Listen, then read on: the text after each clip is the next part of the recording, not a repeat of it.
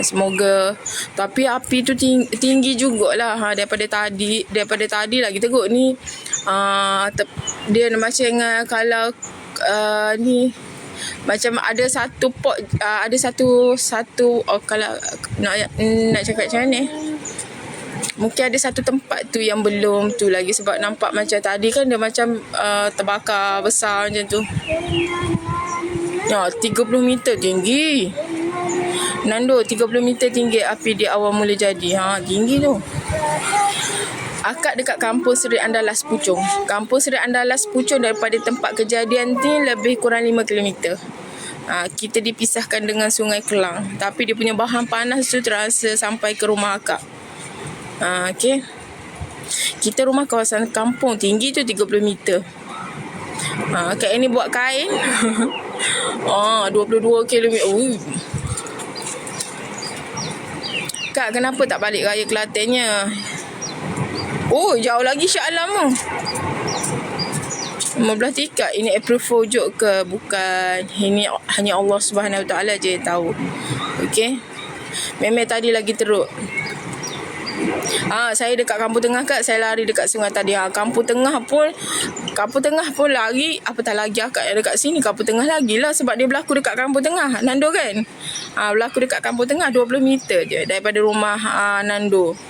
Okay, saya lari dekat sungai tadi. Betul dekat kampung tengah, akak dekat kampung Seri Andalas. Yang memisahkan kita adalah Sungai Kelang. Okay, ya. Yang memisahkan kita Sungai Kelang. Ya, betul. Okay, tapi itulah tanya Nando, ada orang cedera tak? Yang memisahkan kita Sungai Kelang. Kalau ikutkan jauh tau. Tapi jauh pun 5 km macam tu lah. Ada saudara kita komen tadi. Tapi dia punya rasa bahan tu, rasa panas tu sampai ke rumah akak tau. Bila akak buka cermin tingkap tu, sekarang pun terasa lagi tau. Sekarang pun terasa lagi dia punya bahan panas tu. Akak dengar ada kapal terbang lah. Mungkin dia orang nak padam melalui ni kot. Dia nak melalui udara ke tak pasti. Akak dengar kapal terbang. Macam tu lah akak dengar mula-mula akak ni tadi. Kalau tengok api dia mesti ada, Kak. Tapi banyak doa je. Betul. Kak, apa tak balik raya Kelaten? Akak ni buat job lansir sampai raya. Akak ada job full sampai raya. Lagipun hari tu akak baru je balik. Rindu je nak balik kampung. Nanti akak balik. Lepas ni akak balik.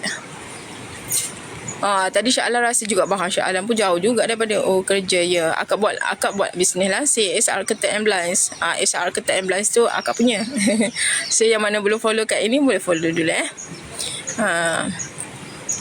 boleh tengok VTT akak ni buat service installation. Akak buat lansir, curtain semualah.